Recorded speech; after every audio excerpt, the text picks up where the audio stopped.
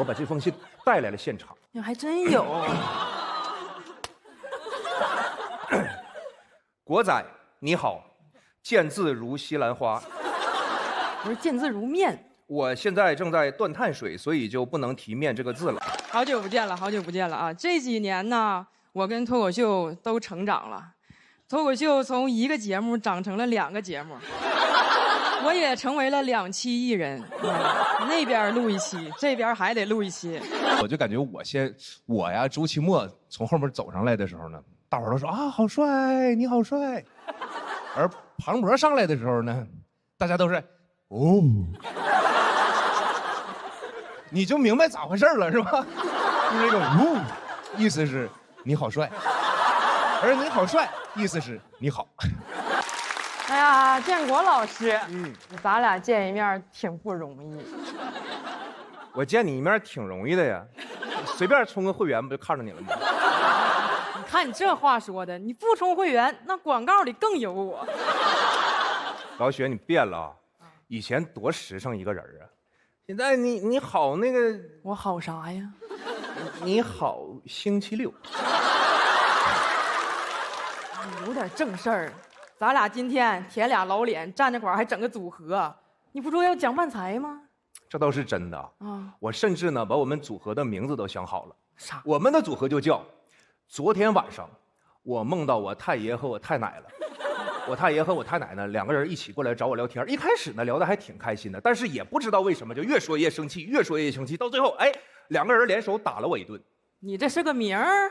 破折号，死去的 CP 又来攻击我。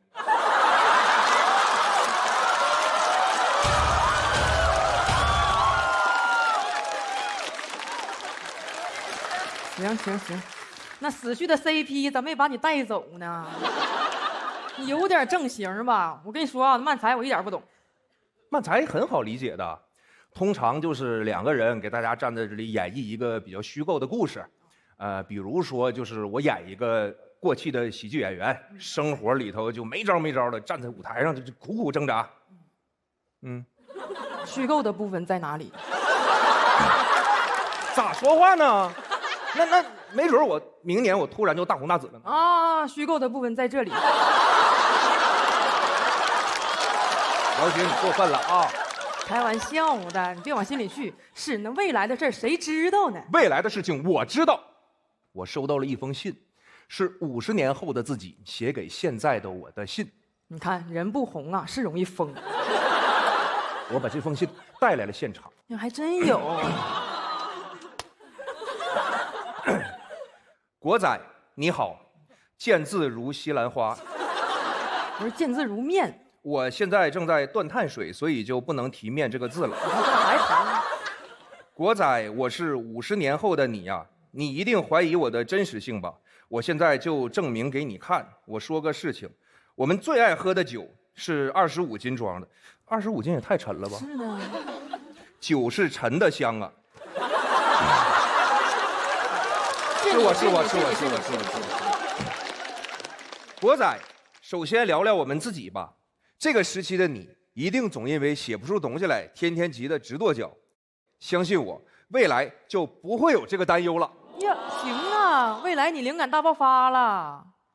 未来的我只剩1条腿了，没法跺脚。未来这么惨吗？倒也不用为我难过，我现在1双袜子能穿2天。心态倒挺好。国仔，未来50年后的今天，人类实现了永生。为了永生，鸡蛋7个，矿泉水8个，无糖可乐3个。永生的配方好朴素啊！王姐结婚2000，取件码5637，一会儿别忘了倒垃圾。哎，你拿人家信当便签了，你说点重要的。王姐结婚随多了。永生，关注永生。为了永生，记得保持身体健康，减肥吧，国仔。争取活到50年后。因为永生的手术是按照体重收费的，你知道我的1条腿是怎么没的了吧？哎呀，这就为省点钱。那咋了？想省钱你还不容易啊？想省钱用淘宝闪购啊！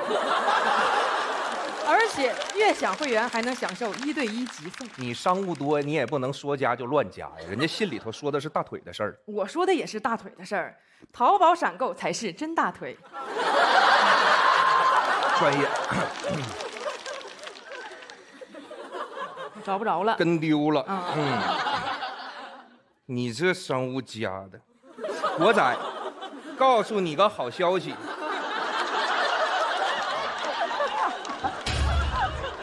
未来讲谐音梗终于不扣钱了，哎，行，终于让你盼到那天了，而是会被判5到10年。真给你盼了。现在的我还剩下2620年。不是咋的？你干谐音梗园区了？由于时间管理局的规定，我不能告诉你未来双色球的中奖号码，这时候严格上了，因为说了的话我会被判15天拘留。那你就说呗，2000多年你都蹲了，你差这15天？15天可是半个月呀，我的半月板一直不好。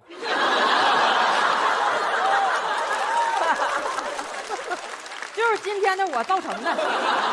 说说身边的人吧，赶紧吧。你应该多了解了解雪琴。哦，还有我的事儿啊。毕竟人家可是写过《红楼梦》的人。那是曹雪芹，我姓李。他唱的《红日》也很棒呀。那是李克勤。他的《碟中谍》也很好看。那是汤姆克鲁斯，跟雪芹一点关系都没有。你这里有没有我？有，看着了。你记得告诉李雪琴，过2年他会有一个大节。什么节？上海国际电影节。哎呀，2000年还是判少了，咱们也给你枪毙了。啊，跟雪琴还是要多多沟通的，毕竟3年后你俩会生一个大大的气。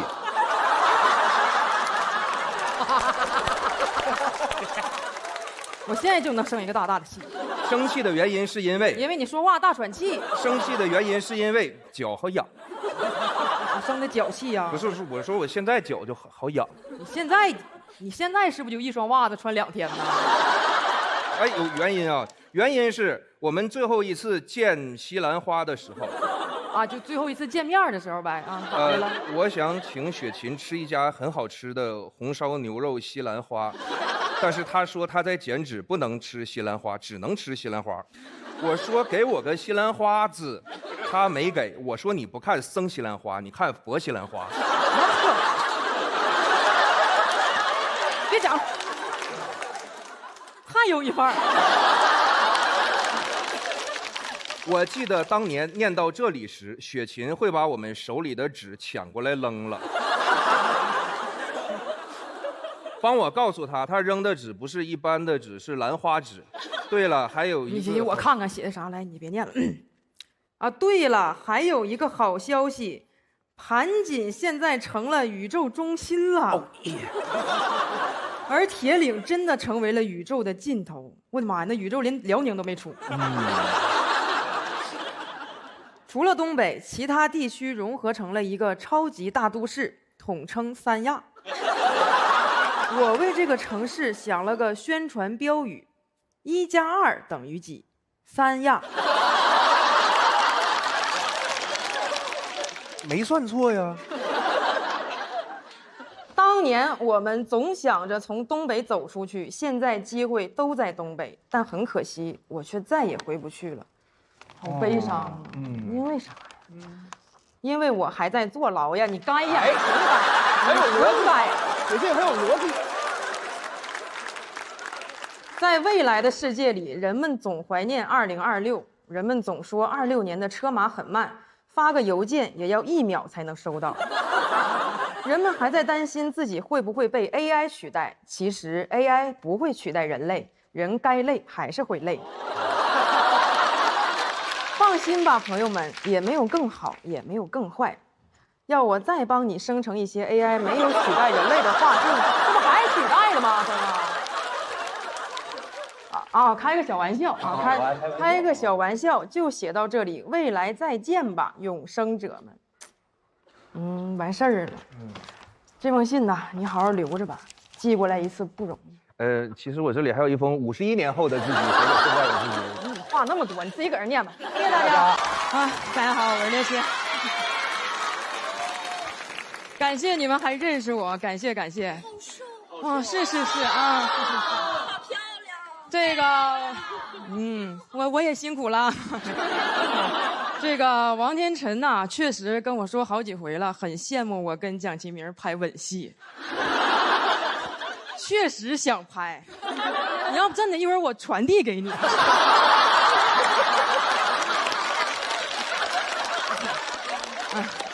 好久不见了啊！这几年呢，我跟脱口秀都成长了，脱口秀从一个节目长成了2个节目，我也成为了2期艺人，那边录一期，这边还得录一期。但不光我一个人挣2家钱啊，阎鹤祥也刚从那边回来。前一阵我看严老师接受采访，他说他见过脱口秀的好东西，所以知道自己不适合干脱口秀，不想在这个行业苟活。这句话我就不同意，苟活怎么了？脱口秀猴都能活着，还差狗吗？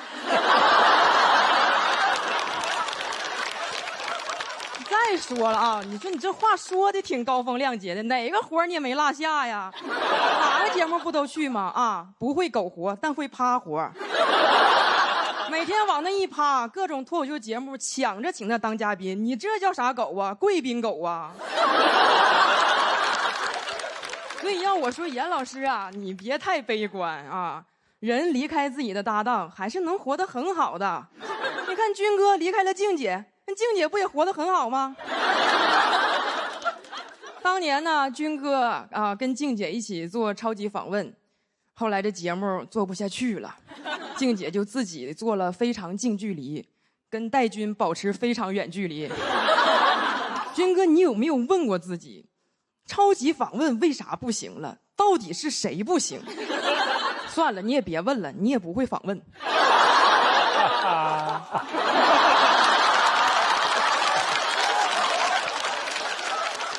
不过啊，军哥很坦诚，他说了，当年超级访问这个节目能火，全是靠静姐。但我觉得其实搭档啊都是相互的，因为也有人问过静姐，说当年这个节目是不是靠军哥？静姐说。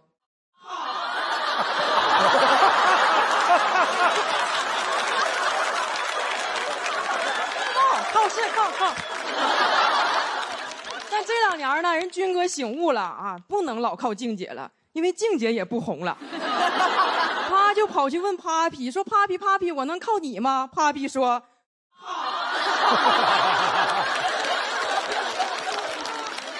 这个军哥啊，靠 Papi 翻红了之后，好多人说军哥这辈子事业发展全都是靠女人。其实啊，军哥还是有很多代表作的。”啊，分别是阿莲、DJ 版阿莲、disco 版阿莲和综艺合唱版阿莲，而阿莲也是一个女人。就这首阿莲呢，军哥唱30年了，莲姨今年也快60了吧，军哥还在那唱呢。怎么说呢？你这个人啊，你真挺要脸呐。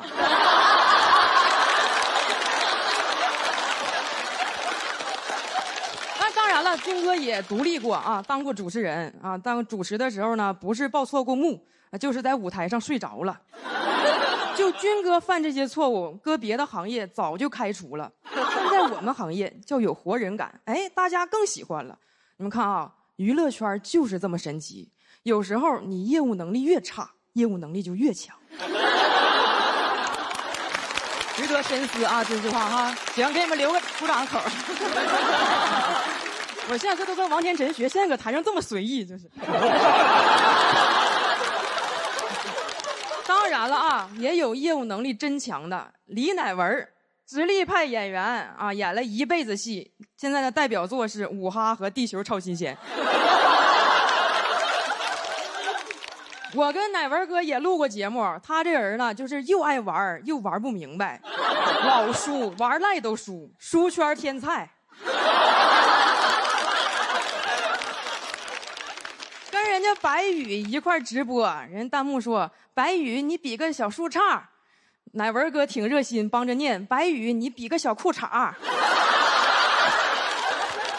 要不说人乃文哥有天赋呢，字儿还没认全呢，已经学会擦边了。当当时呢，场面也是一度十分尴尬，大家就纷纷救场，呼吁网友点赞、点关注。乃文哥说：“那我也点点啥吧，给自己点一根。”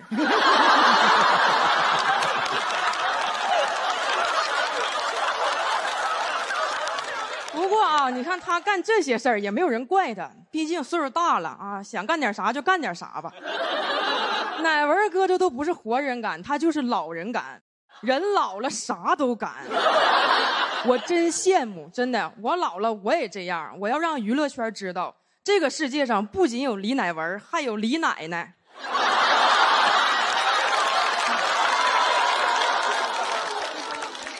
但是可惜了啊，我现在岁数还没到，要不然我现在就让王天辰给你们比个小裤衩。那个王天辰啊，最近因为跟这个郭晓婷的姐姐姐夫 CP 爆火，今天到这儿还问我怎么能上综艺。我想问他怎么才能演好戏，只有戴军哥想问他哪儿还有这么好的姐姐。还有吗？很多很多。王天辰这个戏呢叫《纯真年代的爱情》，这种年代剧讲的就是咱们父母那代的爱情故事。想把父母这种角色演好，那就很有挑战了啊！首先，你得知道孩子需要什么，陪伴和守护。你明白我意思了吧？哎，对，就是飞鹤顶配荠脆的守护。飞鹤顶配荠脆，突破性母源自护，新鲜原料自产，更新鲜，更好吸收。这知识你就学吧，演父母用得上，当父母你还用得上。其实王天辰以前演过很多大戏啊，《芳华》我和我的祖国》庆余年2》谁也不知道。你看你演了这么多年戏，能怎么的呢？你出了名儿才有活人感，不出名儿你就是上午哈之前的李乃文。现在呀，天辰红了，小时候的事儿也都被翻出来了，说他高考的时候啊，听到鸽子在外边咕咕的叫，一下就走神了，导致的高考失利。咱也不知道那精神咋那么薄弱，你是杨过呀，一个咕咕就给你整懵了。天辰，你跟军哥你俩挺配。王天辰高考走神了，戴军主持睡着了。你俩要是早点认识乃文哥就好了，他能给你俩点一根精神。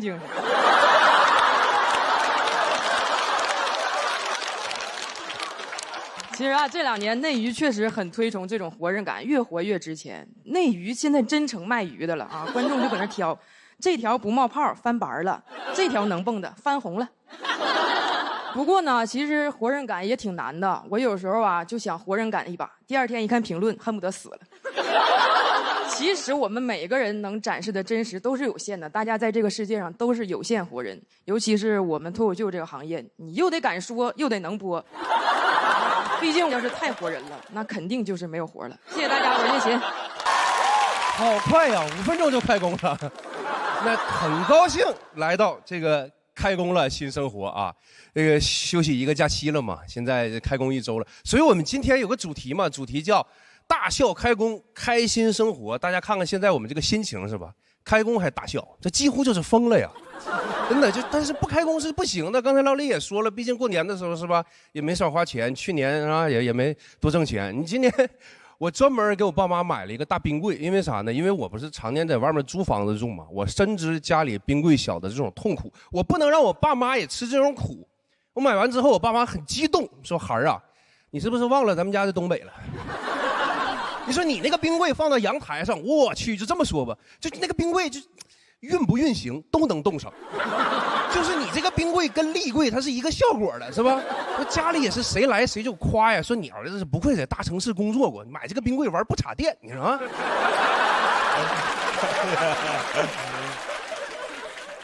过年不还得买点新衣服吗？是不是？完了年前呢，我带我妈逛商场之后，但我一般是就很省钱的那种人。我妈看上一件羽绒服想买，我说你先别买，我就把那个牌子记住了，完了去上网搜一下，看网络商城里面同牌同款的多少钱。一看，除了邮过来需要2天以外，其他的都很划算。我就跟我妈商量嘛，我说你要是现在买也可以啊，也可以，但你如果再等2天，就能便宜300。这位聪慧的女士，请问你怎么选择？我妈说等2天便宜300，那等4天是不是便宜600？我说没就是。我说你照着你这么说，你再等时间再长一点，咱都不用花钱了。我妈说咋还能免费呢？我说你看咱一直扛到开春，咱不就不用羽绒服了吗？然后现在过完年不是要开工了吗？其实我挺高兴的，因为去年我就没接着多少活，因为哥们儿的知名度在下降，业务能力在下降，工作机会在下降，是吧？啊，建国将，老了嘛，就是你。玩意儿啊！好恶心。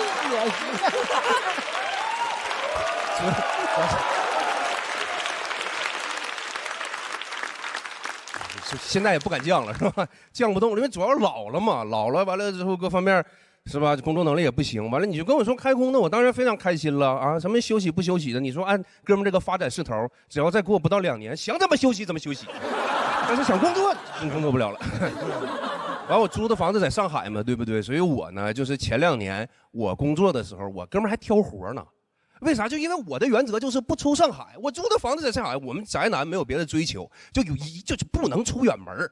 你再说了，我花那么多钱租的房子啊，我出个远门，一来一回在路上就2天，那房租是不是亏了？但是按这个势头，过2年你说房租交不上了，可咋整呢？完了，我年底我就接了个活，去的长白山，我经纪人这还是在这损我呢。哎呦，长白山呐，这可离家不近呢。我说你快闭嘴吧，你赶紧把合约给我签了，离家不近，搬家还不容易吗？完了之后我就想，哎，如果18岁的我知道了这件事儿，那就得指着我的鼻子骂我说王建国，你宅男的尊严呢？你为了工作，你连门都出，还出这么远的门，这样的人我都不想看到你。你以后你哪凉快哪待着去，对不对？你现在的我听到这话就会说，好嘞，我看长白山就挺凉快的嘛。这里面状态不好，对我影响真的非常非常大。我也没有想到有一天啊，才华横溢如我也会真的一个字都写不出来，是吧？以前我就觉得以我的才华呢，这辈子是不可能用尽的。没想到啊，34岁是吧？这辈子到了。现在啥也写不出来了，就每次写稿的时候在家里走啊溜达，旁边人问呢，就你找啥东西呢？我说我找我的才华呀，我去年放这儿了，现在怎么就没了呢？但是功夫不负苦心人，哥们儿找了半天，虽然才华没有找到，但找到了天狮集团红牛。喝了以后，感觉红牛在帮我打气加油，告诉我你真牛，红牛挺你，让我勇于尝试，敢于突破，整个人非常有勇气。别急，没完的，整个人非常有勇气，自己跟自己说写不出来那算个事儿吗？还有，还是得有点信心。新的一年要给自己加油打气，就来罐天狮集团红牛维生素风味饮料和红牛维生素能量饮料。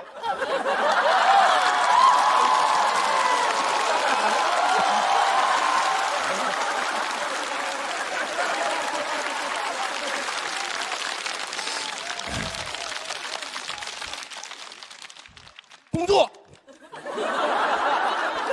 反正我今年呢，好多事儿想的都很清楚了，是不是？34了，过年35了，不用非得干出点什么来，照顾好自己就行了，对吧？今年我甚至准备开始锻炼身体了，我准备先买一个走步机啊。我现在对自己的身体和事业抱有同样的期待，就是跑车跑不动了，我再陪大家走2步吧，好吧？谢谢大家，谢谢。感谢。我的水平一般，我配不上大伙儿这么热情。但是我后来我发现了，就是大伙儿这个热情当中呢，经常会有一股藏不住的真诚。就比如说，你看我们录好几期了嘛，然后我就感觉我呀周奇墨从后面走上来的时候呢，大伙儿都说啊好帅，你好帅。而庞博上来的时候呢，大家都是哦。你就明白咋回事了是吧？就是这个呜，意思是你好帅，而你好帅意思是你好，但你不帅。演艺圈很少有人像你们这么真诚的啊，就是这演艺圈的审美很独特，你长什么样，往往和你的长相没啥关系啊，只要你够红，长多丑都有人敢夸好看啊，越红越好看。我是咋发现的呢？就是我和雪琴 CP 的那一年啊，就是我就能明显的感觉到夸我好看的人越来越多了，什么经纪人呐、合作方啊、客户，连客户都夸我好看。我是一个很清醒的人呢，被夸了3天我就不是了，我就得摸着自己的脸，我说真的吗？这玩意儿真的是瓜子脸吗？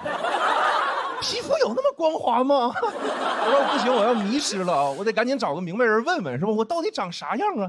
一出门碰着庞博了，哎呀，我心想，我说太巧了，这还找啥人呢？这不正好有面镜子吗？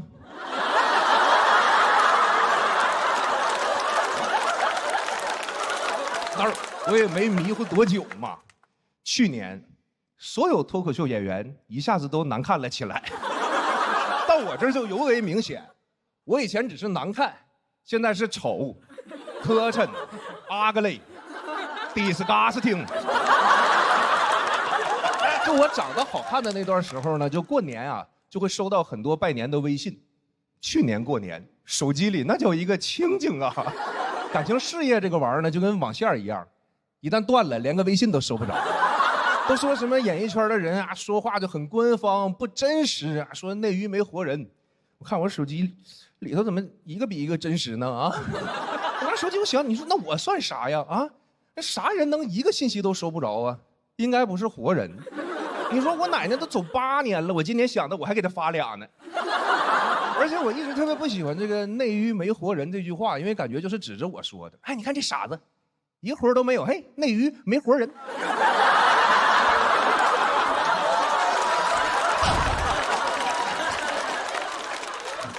我后来一想，就是按照这套审美标准呢，人的长相它就有另一种直观。你比如天真姐，好看啊；振宇老师，好看；康永哥，前些年好看。你今年好不好看，还得再看看。但是大林老师的情况就非常复杂了，他是这些年呀，靠着自己的努力，越长越好看。但他如果靠着自己的不努力，他可以直接长到最好看。有人说，那你说演艺圈真的像你说的那么疯吗？说就一点人情味都没有吗？有的，有真朋友的。你看我今年陆续就接到了一些活儿。好多都是我那老朋友硬带我去的，那真是硬带呀！人家为了推荐我，都绞尽脑汁啊，到处打电话，啊，你就用用我们建国吧。这他不是对是不咋红了，也不好看，也不好笑了哈。但她是个好女孩啊。啥？浪姐必须是真姐姐，那我们性格好行吗？性格好啊，不爱吵架，从来不吵架更不行啊，更不行啊。开玩笑的，开玩笑的。其实我去浪姐不是那个，其实人家不吵架，人不吵架啊。然后我就发现呢，很多真的朋友他是不会势利眼的，甚至有的都是反着来的，真反着来。你就比如说我高中的那些同学，我混得越好，他们说话就越损。你看以前我们打游戏的时候，要是中途我有事了，突然下线，他们只会说我是赶着去投胎。当了艺人之后，他们说我赶着去投等胎，还问我说你就投个胎，你为什么要赶着去呢？你急啥呀？你们艺人投胎没有专用通道吗？特别烦人，就一起吃饭是吧？聚餐有时候合影嘛，合影每次合影都一定要把我硬拉到中间，站在那喊我，来老肥来。老肥，你来，你就站这儿。哎呀，这就对了嘛，我们老肥厉害呀，在外头辛苦工作了小半辈子，从来没站中间照过相啊。今儿回家了，体验一把。我就说，我说你们有完没完呐？他们说，哎呀，老肥不爱听了，老肥不耐烦了，老肥心里不得劲儿了，老肥受伤了。哎，老肥，你说你受的那个伤是不是应该叫中间伤？反正天天在那膈应我，但是就是这些哥们儿呢，有事儿也是真上，有事儿也是真上。我去年我回家的时候呢，这些人都抢着请我吃饭，抢着带我出去玩，就用各种方式哄我，各司其职，就有的帮忙开车，有的帮我开车门，有的帮我打雨伞，说是让我重温一下当艺人的感觉，说是怕以后啊再也没机会体验了，是吧？赵哥讲完说这些。一个是给选手们热热场，再有一个我就觉得今年也不一定过年时候咋回事呢，所以正好这不站在舞台上嘛，我就给大家拜个早年吧，谢谢大家，大家过年好，好久不见了，朋友们，你们好吗？好啊，好就行，因为不好我也没有什么办法，我的处境有点危险呐。你们是没看着上面那集，你们不知道挑战魔王的选手有多么凶狠。上一场的魔王也很丢人呐，庞博、周奇墨，让人新选手打得稀碎呀、碎的都拼不上啊。现在轮到我了，大家祝我岁岁平安吧。太崩溃了，录这节目太累了，但是也有好事发生啊，就是前几天我们4个魔王一起飞了一趟香港，见到了周星驰先生，是吧？多开心的事儿，聊得也很开心啊。星爷呢，甚至非常谦虚，他甚至还询问我们说：“哎，就这个脱口秀这种创作，哎，你们平时是怎么写的？”我心里想，我们平时是拿这个电脑写的啊，你香港没有电脑吗？但是人家周奇墨就能讲出东西来。周奇墨就说：“哦，这个脱口秀啊，就是先找到一种这个负面情绪啊，然后再用段子去化解，具体是这样的，就巴拉巴拉讲了一整套。”然后其他人听的就频频点头啊，只有我眉头紧锁。我心想，就他讲的那些玩意儿，我怎么全都不知道啊？我怎么回事啊？我虽然啥也不知道，但我也很想表现一下，我觉得我也很幽默的呀。于是我就等周奇墨全讲完，我就扭头盯着星爷，我说：“你学会了吗？”完了之后，我说完就看着这个被我营造出的这个气场啊，我就看看星爷，我又看看周奇墨，我说他好像找到负面情绪了，你倒是用段子化解呀。没办法，我就这性格，就我特别喜欢当跳梁小丑。这个世界太严肃了，一严肃我就紧张，一紧张我就特别想跳梁。我经常被自己说出的话吓出一身半的冷汗。没错，朋友们，我已经是个中年人了，身体非常虚，什么事儿都做不好，但唯独特别擅长出汗。一身半那是起步价，随随便便就出2身汗，单身汉的日子一去不复返了。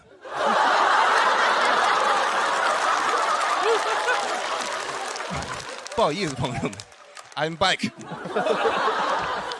back， 我是自行车啊。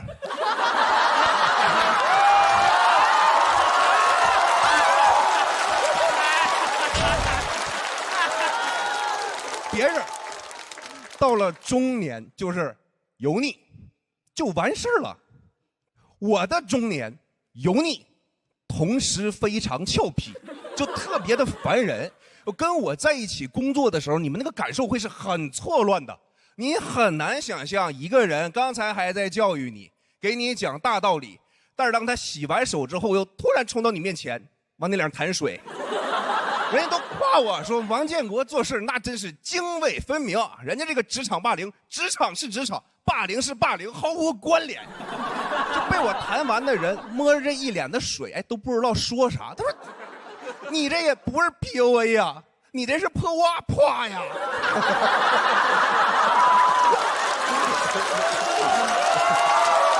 你这个梗啊，就是哇。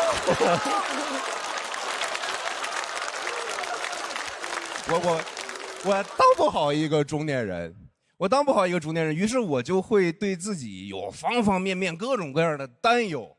我就想，我说将来我要是有了孩子会是怎么样啊？我要是把我的孩子教育成了我这样的人，那可咋整？我都能想象，是吧？老师在台上上课说，已知这个三角形啊，顶角是32度，通过这些条件呀，怎么求出底边的边长？我的孩子就在台底下念念叨叨，是吧？边长求不出来啊！我觉得这个三角形边长莫及。回家之后，你可以想象，他考完试回家之后拿着卷子，一张3分的。是吧？一张6分的，然后他就在这问我，说：“爸爸呀，你别生气啊，你别生气。这个我给你出个题吧，这个3呀加上6等于多少？”对喽，都在9里啊。想想就让人上头啊。所以喝酒啊，还是要喝真正纯粮、好喝不贵的老村长酒，老村长不上头。喝酒还是一定要适度啊，一定要适度啊！我想学着当一个很成熟一点的人，但是你要问我这个人类身上啊有什么品格呢？是我就比较欣赏的，我还是觉得我最欣赏调皮。我就说一句成熟一点的话吧，就我永远无法跟一个不调皮的人天下第一最好。所以这个人间的事情啊，什么不管是什么换个工作、录个什么新节目什么的，我都会很认真的对待，但是我永远无法很严肃的对待，就是这些就不如调皮重要嘛。就知道大伙儿都忙，也尽量不打扰你们是吧？但是希望大家如果能在百忙当中偶尔调皮那么一下就挺好，多余一下就容易挨揍了。都在酒里，谢谢大家。咋样啊？都挺好的吗？挺好，挺好就行，挺好就行。希望我也能挺好啊，因为这是我在本季最后一场单口表演了。我对这场演出重视到什么程度，朋友们，我都没有下载《黑神话：悟空》。哎，就这个游戏也让我明白了什么叫信息茧房。就我以为这事儿这不天下皆知吗？但是有那不打游戏的人，那朋友真没听说过。我就没有玩嘛，我昨天就特别难受，我就在那哭喊，我说：“哎呀，我好想打黑悟空啊！”小鹿听完都急了，说：“王建国，虽然你是总编剧，可以不能这么对待付航吧？”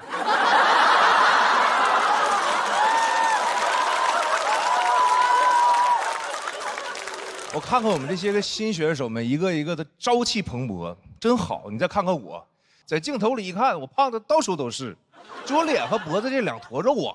就在这就嘟噜嘟噜嘟噜嘟嘟嘟嘟就不够他俩嘚瑟的，谁能想到这么点地方能长出这么多东西来？而且观众看完也奇怪啊，观众会觉得你这不就是一坨肉吗？你们所有的加在一起也没几斤几两啊。当然我就是在说肉啊，我并没有在说哪两个脱口秀节目啊。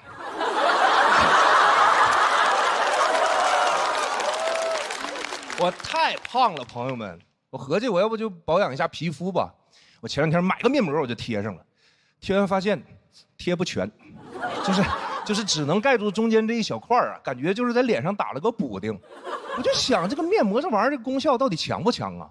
如果功效过强，你说到最后容易中间水汪汪的，外面留个圈儿，就这形象好适合去代言一个马桶啊，好形象啊。然后我其实也去过健身房减肥嘛，发现没有用。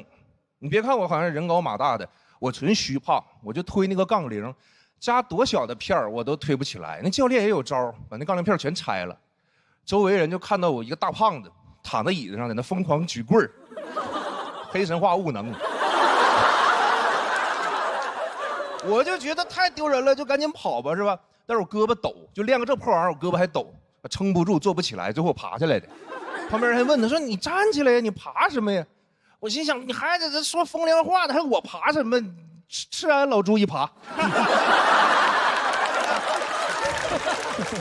真的，我感觉我这辈子净丢人现眼了。那天讲开放麦也是，就是连着讲了好几个梗都冷场了。我心想这不行啊，那没人笑哪行？没人笑，我得轻松化解呀。想到此处，我就立马掏出手机，我说：“我给大伙儿拍个合影吧，来，茄子。”果然所有人都笑了，是吧？谁合影不笑啊？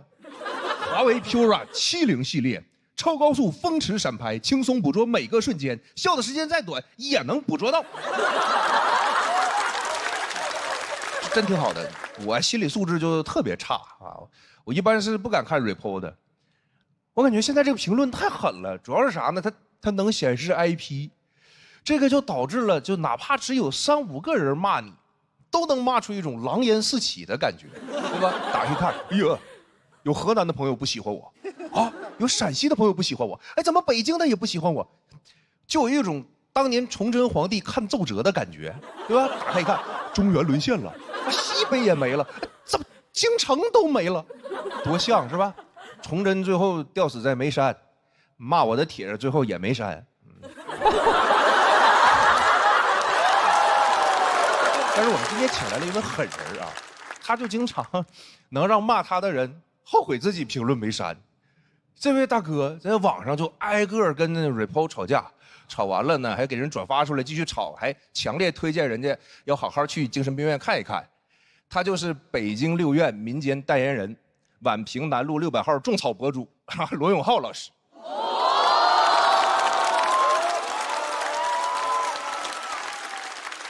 据调查显示，在网上吵架吵得最凶的有2种号，一种是小号，另一种是罗永浩。罗老师当年欠了6、7个亿呀，本来可以倒闭，结果他真的还钱啊，上演了这个著名的《甄嬛传》，还了好几个亿。但是最近好像又新欠了6个亿。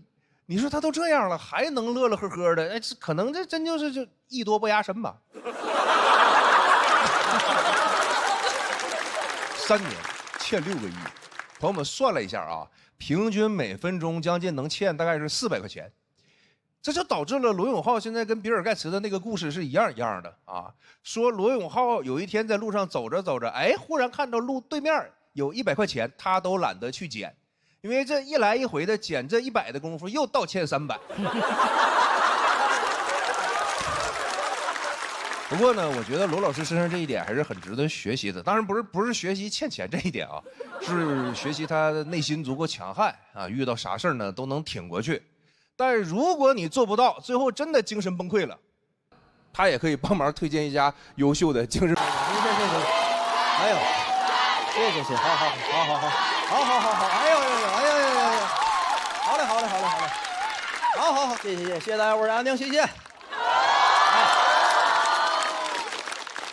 特别开心啊，又回到咱们这个熟悉的舞台了，真的，本来以为能当魔王呢。真的，然后节目组就跟我说：“咋呀，你回来比吧，很多老选手都不来了，你得回来呀。”我说：“为啥？”他说：“因为你有担当。”我说：“行，我担当。”然后那你能不能再给开个场啊？我说：“为啥？因为你有担当。”我现在夺完冠之后就是怎么说，冷不丁单单就2当，现在单单就2当。还有，哎，好笑搁后头呢，好笑搁后头。真的，还有那选手问我呢，翟哥，你去年都夺冠了也没爆火，还回来比啥呀？我说你别管火不火，我就问你担当不担当。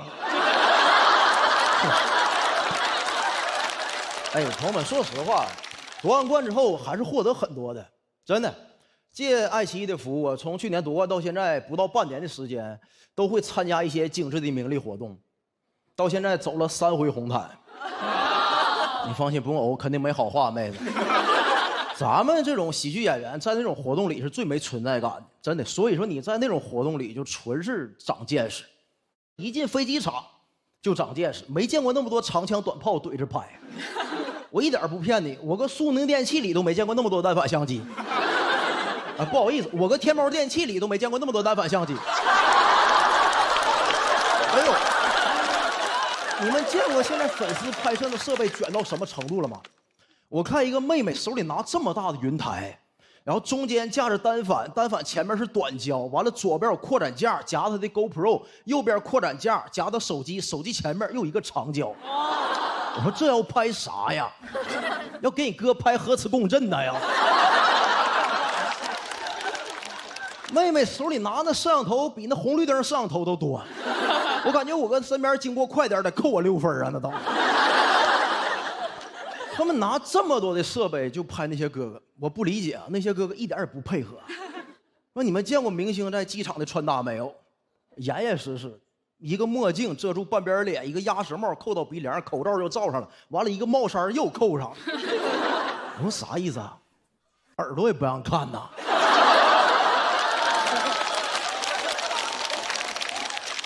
朋友们，抢银行还得露俩眼睛呢。我说这多余了，直接拿牛皮纸扣上不就完了吗？不太理解啊。旁边有的路过还不知道，还问我呢，兄弟，你瞅这什么人，感觉这么厉害？我说不知道啊，瞅穿搭像阿拉伯人呢，瞅着像。长见识，而且你会被明星分配到同一个就是商务舱头等舱里。哎，朋友们，说实话，我喜欢商务舱。但不太喜欢跟明星一起坐商务舱，为什么？因为一眼就能看出来你是那人群里最喜欢商务舱的人。我当时是最素的，真的，我前后左右都是顶流，我那个状态特别像满汉全席桌子中间放着盘拍黄瓜，整个商务舱里所有人都戴口罩，就我不戴。那个画面特别像我2月没洗澡，给人哥哥熏着了，你知道吗？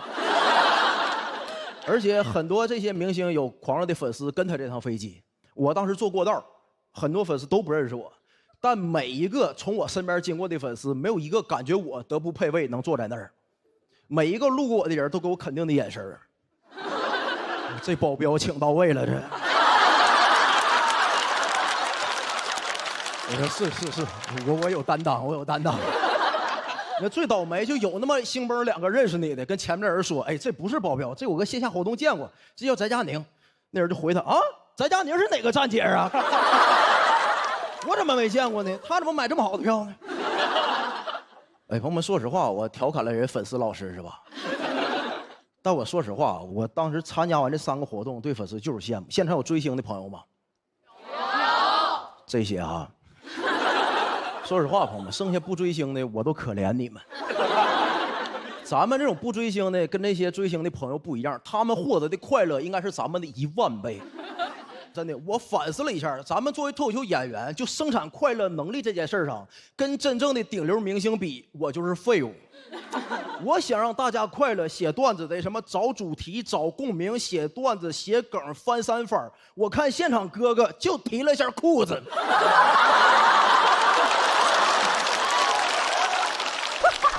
对，现场就哎，行了，不要骗彼此了，晚了。我当时都没明白，我说咋的了？咱们又要办奥运会了吗？我一点不骗你们朋友们，就他哥哥提裤子的时候，哪怕我在旁边就脱裤子，没人能发现都。当天晚上结束活动之后，我就给付航发微信，真的，我说兄弟，这才是真正的 passion。我原来以为付航的就是 passion， 付航现在在我心里顶多就是 a little bit exciting 的，完全比不了。朋友们，你相信我，追星获得的快乐是普通人10000倍，但你也不用太羡慕他，他们要承受的也是咱们的10000倍。你看，咱们都看没看过那个视频？王嘉尔演唱会上给一个女观众请在舞台中央，完了他把头埋怀里，你看光提就开心，你看着没？能看出来那个女观众是发自内心、歇斯底里的快乐，对吧？那就相当于多巴胺开关都摁坏了，那就是。所有人都羡慕她，只有我特别担心她。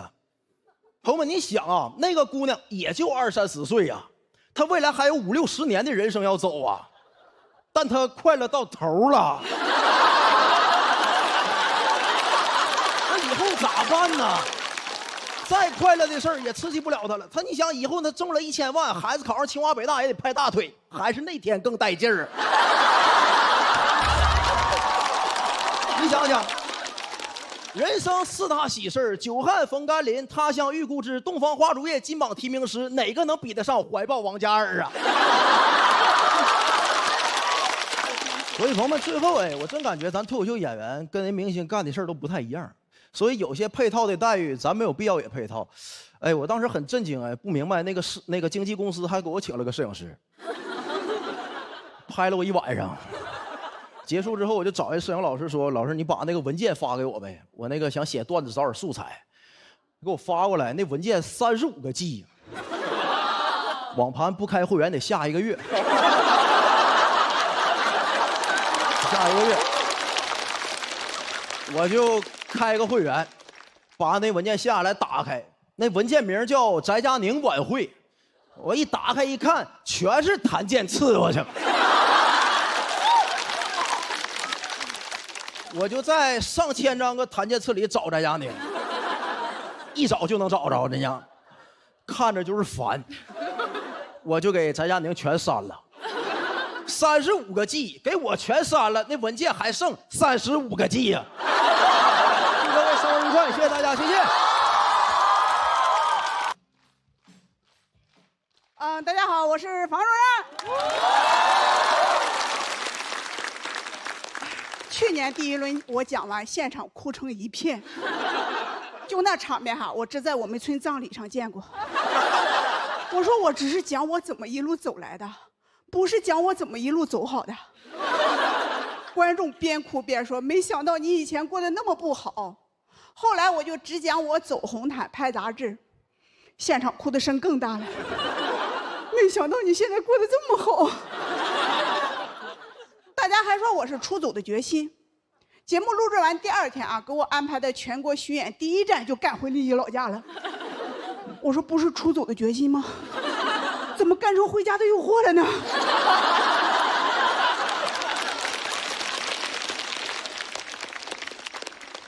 我回去后哈，大家都说房主任去上海骂街挣了1个亿，整得我自己都信了。现在村里等着我回去给他们修高铁呢。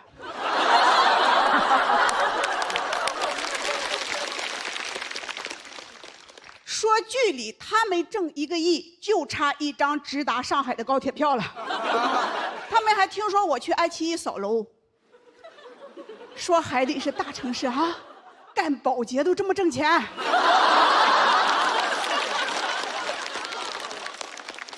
我也是火了以后才知道，我们家原来还有那么多亲戚呢。今年过年回催我上桌了。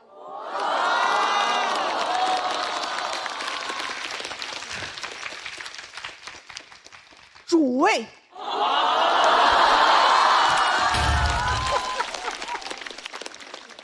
连鱼头都冲着我了。大家都热情的过来跟我唠嗑。侄子要结婚，表叔家要盖猪圈，我跟他们唠了半天嗑，我现在倒欠他们100多万了。我也不知道我能火呀。我也是回村之后我才知道，我现在是我们村里的顶流，房家村杨幂。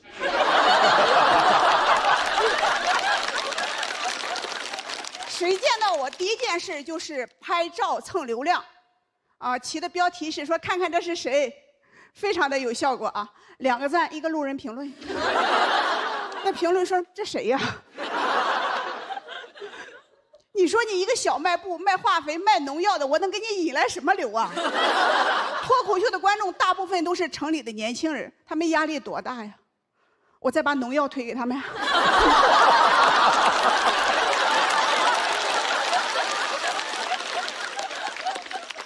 帮他们彻底躺平。只有我发小不蹭我流量，只找我办事儿。我有个发小被村霸又漏洞合同骗了，欠了一屁股债来找我，说我看到你跟黄晓明拍视频了，你能让黄晓明帮我打官司把钱要回来吗？我说黄晓明他只是演过律师，打什么官司呀？他还演过大汉天子呢，直接灭他9族。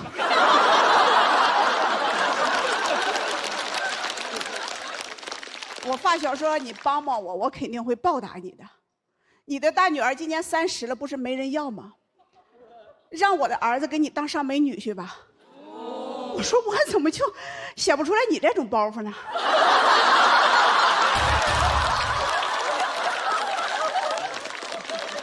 不是比我搞笑哈？我有个闺蜜，现在她无家可归。咱不是有句老话吗？老 ghost 嗨牌老 ghost。我说我帮你租个房子过渡一下吧，我就给她找了个租金6000的房子，年租啊。她老公嫌房子太差了，就自己找了个1万的。我说行，我出6000，你出4000。她老公说行，就租了6000的。我现在是不养自己的老公了，我开始养别人的老公了。我就给我别的闺蜜说，我说我要写成段子，我要骂他。我的闺蜜说你可别呀，咱都50年的感情了。我说我不写段子，我拿什么给他交房租？我看现场有很多女孩子啊，给你们一条人生的忠告，就是千万不要跟你们闺蜜吹那种牛，等我有钱了。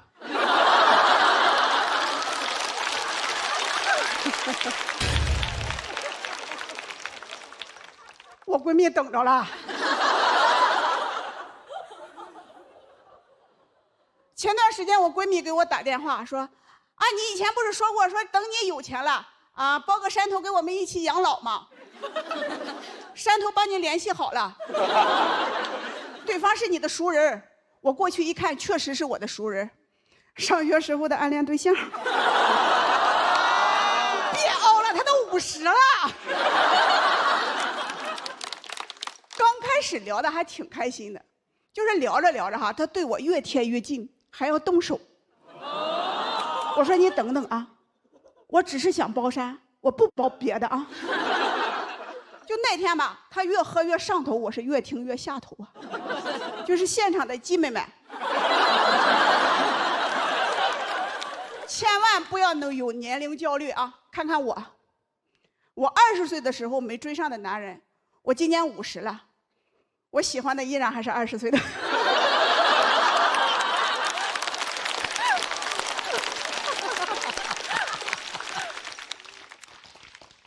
那天分开以后啊，他回去以后还不断的给我发信息，一边问我你还包不包山了，一边问我借钱。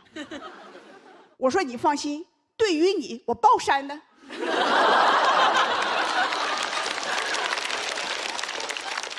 去年我火了以后，我以为会给我的过去彻底翻篇了，没想到是我的过去它翻番了。今天我为什么要选择挑战大宅呢？肯定不是因为金牌啊。是因为我的身体和我们这个行业一样，我不确定我还能不能挺到下一个夏天啊。其实我现在我只能自己给自己说，我说房少丽，你往前走，别回头，只要你坐上高铁，你老家的老铁们他们就追不上你。谢谢大家，我是房主任。Hello， 大家好，我是浩。谢谢啊，很开心可以来到喜丹3啊。我的职业是一个律师，气质上不太像学法的，像是犯法的，但是真的非常喜欢法律。为了坚定学好法律的志向，在后背纹了个天平。我现在都不敢翘2郎腿，我怕随着脊柱侧弯呢，正义的天平会慢慢倾斜，你知道吗？其实东北人吃法律这碗饭不容易。因为我觉得世界上真的很难能有一种口音能像东北口音这样啊，什么威胁到司法的严肃性。其实大家不难看出，我的家庭氛围挺轻松的，我爸是个警察，我妈是个法官。我小时候在家咋说呢？群众。我小时候闯祸，他俩直接走程序，我爸抓我妈判。但是小时候他俩揍我的时候，我就觉得不太对劲儿。直到上了大学之后，学了诉讼法之后，发现他俩打的真不对，程序不对。你知道，就按来说，他俩作为夫妻呀，在同一个案件中，我是可以申请一方回避的。小时候放假的时候，经常去我妈工作那个法院去写假期作业。写完作业之后，唯一的一个放松方式就是到楼下去旁听一些庭审。请问你们看过东北那边的庭审吗？你们真应该看一下，那不小品吗？操，你这哪有意思？你知道吗？那种县城的基层法院，有的时候就是两边当事人都不请律师，你知道这会导致一个问题，就是当事人听不懂法官的问题。你知道有一次那个法官坐在台上问被告有什么意义，被告说有教育意义。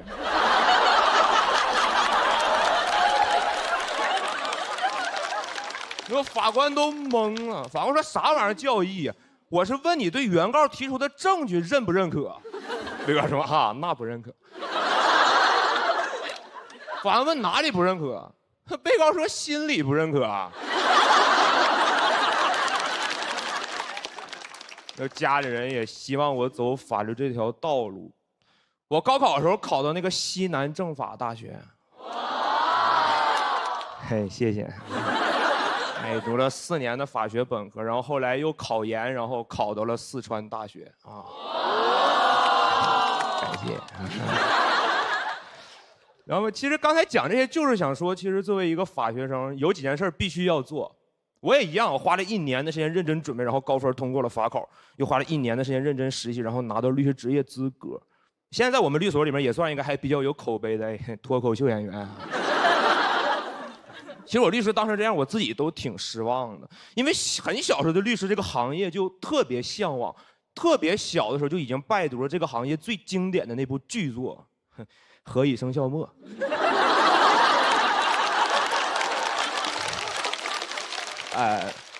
我解释一下，是那个钟汉良版本的黄晓明那个。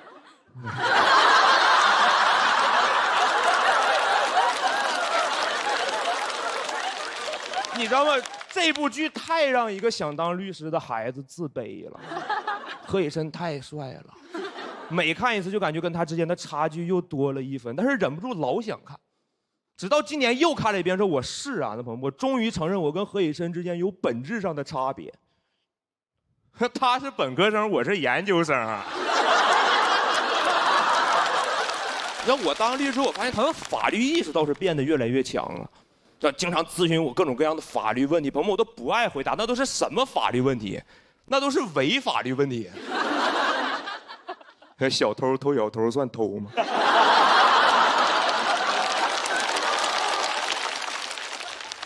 绑匪绑绑匪算绑吗？我有时候感觉他问了一副对联出来啊。但是我对我这帮兄弟们的感情太复杂了，虽然他们没有对我提供实质性的帮助，但是我觉得天底下可能只有我这帮兄弟真拿我这个律师当回事儿，特别以我为荣。得是我兄弟是个律师，有兄弟是个律师，但是有时候他们太拿我当回事儿，因为律师他就是了解法律、使用法律，但是在我兄弟眼里，我就是法律。你知道我刚拿证那天，我最好的兄弟说去唱歌庆祝一下。我们都到 KTV 门口了，然后他说我去买点酒。他刚走出来一步，然后突然回头说：“哎，律师啊，我问你个事儿啊，就是从法律角度上来讲，咱去 KTV 能不能自带酒水？”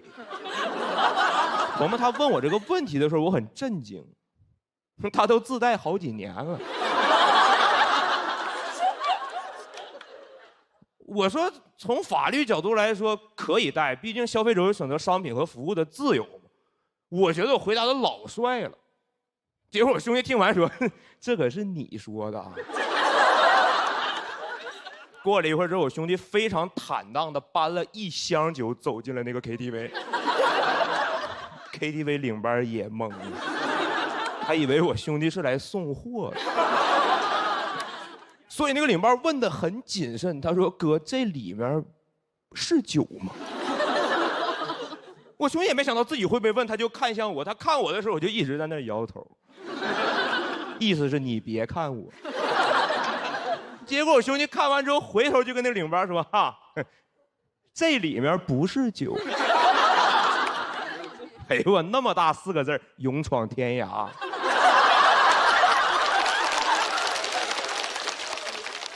那里面不是酒是什么呀？根号81呀，开开才是酒。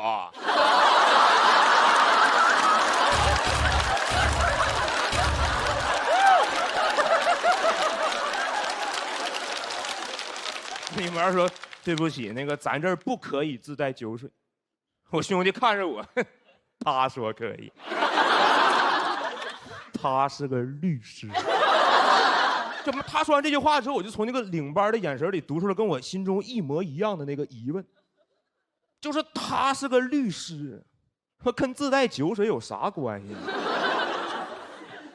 我应该用啥关联词呢？哈，因为我是个律师，所以我自带酒水。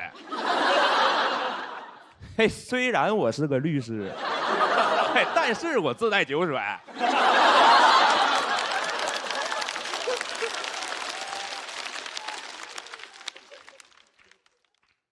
与其说我是个律师，不如说可以自带酒水。我最后不得不让我跟我兄弟说：“我说你们先进去，别管了，这事儿交给我。”过了一会儿之后，我把那箱酒搬进了包间。我兄弟又激动又震惊，问我：“你是咋搞定的呀？”我说：“晓之以理，但是你记得下回还是偷摸带。”其实那天我给领班塞了200块钱，但是我最难受是那个领班收了钱之后，嬉皮笑脸的问我说：“你平时都这么干事儿？”就讲这，谢谢大家，我是浩浩。哎，大家在我双面，欢迎大家，欢迎大家。哎，瘦了点没？瘦了点没？哎，真的是瘦了一点，瘦了一点啊。关注我的朋友应该知道，我前段时间呢去做了个小手术，割了半个甲状腺，人呢也瘦了差不多20-30斤的样子了啊。不是说这半个甲状腺有20-30斤的意思啊。其实我自己感觉这个病还好，因为我从确诊到康复一共就2个月左右的时间，身上也没有因为这个病很痛啊什么的。但是这个事情啊，它传到我家族群里面已经乱套了，你知道吧？就那个营销号，他给我乱剪到我家族群里面已经说我得了前列腺癌了。我现在农村里面那些老家的亲戚口口相传说我得了直男癌，但其实一开始我自己都不知道那个甲状腺长在哪里。我就问医生，我说甲状腺长在哪里啊？他说在你脖子里面。我说我脖子长在哪里啊？他说在你第2个下巴后面啊。我真的，我以前就是从来不会注意到甲状腺的问题嘛。我想检查出来呢，是因为我想减肥，因为去年这2年比赛比得还可以哈，有点混进娱乐圈了，你知道吗？当那个小明星嘛，现在哎呀。我就发现这个娱乐圈里面好多明星，他们都打减肥针。我觉得我是个小明星，我可以小打一下。那我一去检查，医生就说你这个打不了，你甲状腺有问题。我当时急得把他拉到旁边，我说什么问题不问题的，不要给我这个那个的哈，我诚心要打的。我多加点钱可以打吧？那个医生说你真打不了，你这个是甲状腺癌。我说癌。我当时直接在那个病房里面开始唱《巴比龙》，你知道吗？医生说你不要紧张，这就是一个情绪病，好多人都要得的。你做个手术，一刀割了就没了，你回去排队嘛，大半年左右应该就有床位了。我说大半年，我要是死了怎么办呢？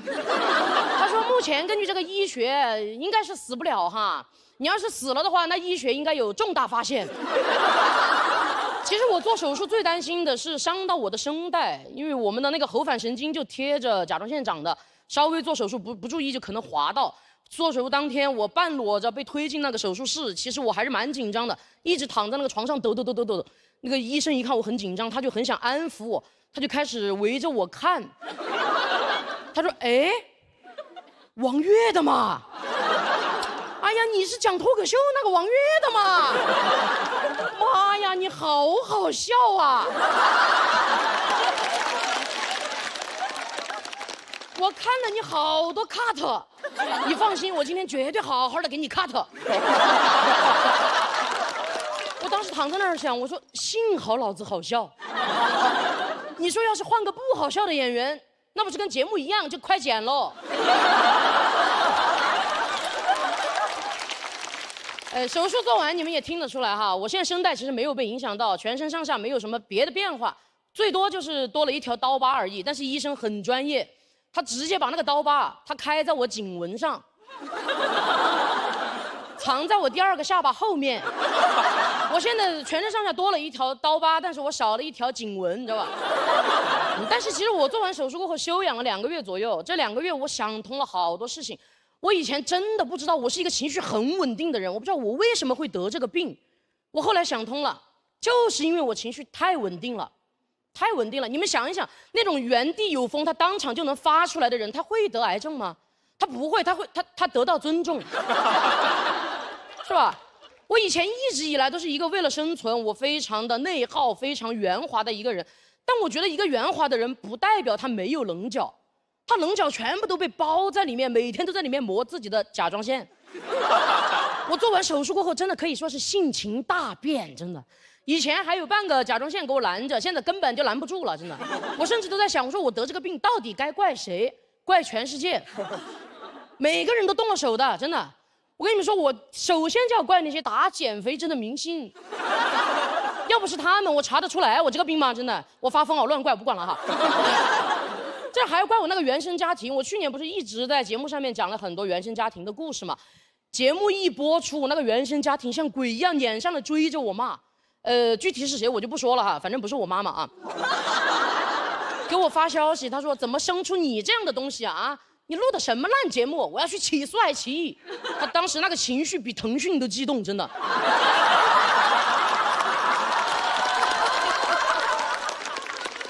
那天一落地，我心情很复杂，我还要把眼泪擦干了，补个全妆，嬉皮笑脸的，我着急去见周星驰，你知道吧？我们节目就是这样的，每年都会去拜访一下孤寡老人哈。就是第二天，我就在朋友圈里面发了一张跟周星驰的合影，我原生家庭那边直接撤回一个律师函，转发我的朋友圈到他的朋友圈，文案配的是好东西啊，好东西。我就在想，我说爱奇艺，你没有周星驰，你早就完了，你都被讹上了。以后谁要是再说周星驰对这个节目一点帮助都没有啊，我就起诉谁哈！真的，我真的骂完家庭骂工作，那个工作更是给我重拳出击，真的。我到现在还有几场演出的钱没给我要回来，跟我说签了合同的，发过来我一看2版，1版没盖章，1版没签字，双管齐下，真的让我在拿不到钱这个事情上，妈呀，居然做了2手准备。我当时发给律师看，律师不是号哈。我当时发给律师看，律师说：“妈呀，完全不合法呀，这个合同。”我真的在想，我说我能有今天，全靠工作、家庭这些人背刺我，真的。谢谢你们，谢谢你们啊！以前我觉得我自己给所有人面子，所有人给了我什么东西啊？给我一颗瘤子。但我觉得那个手术很神奇，就是一刀开下去，我感觉我所有的棱角全部都翻出来了，我都开始共情吴京了，朋友们。我知道他经历了什么事情才会对着镜头说出那一句“我死过，你死过吗？”哎呀，我现在真的是啥也不在乎了，谁来都不好使了，你知道吧？随便，什么东西都随便，还比赛呢，这个得冠军，那个得冠军，老子得癌症了啊！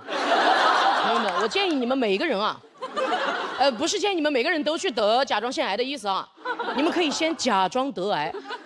真的太爽了，所有全世界都会为你们让路的，真的。我楼上有个邻居，天天大清早装修，直接在那个物业群里面艾特他，我说呵呵我得癌症了。我本来想着就是亲戚找我借钱，我直接给他回，我说不好意思啊，我得癌症了。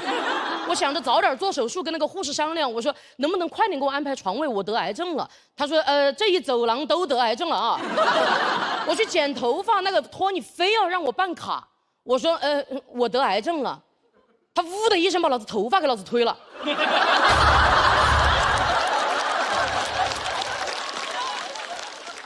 我那段时间真的看起来就像出家了，你知道吧？但那2个月根本就没办法出家门，所以我就在家里面写出了我的第2个个人专长——短发。我真的回想起以前，我觉得我一直都活得像一个蚌。你们见过蚌吗，朋友们？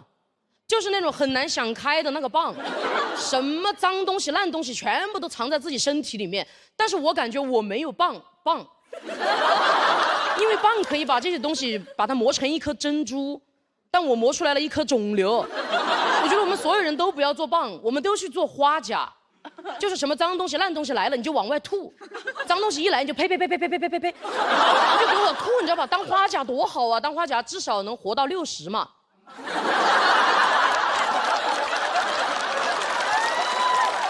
花甲之年啊，真的，我今年真的也刚刚过了30岁的生日，我觉得我们大家都还有大把的时间要生活，真的。从今以后，我就当那种一粒沙子我都容不下的花甲，你们这些伤害我的人，你们都给老子滚吧！你们这些沙子，大沙子。谢谢大家，谢谢大家，谢谢。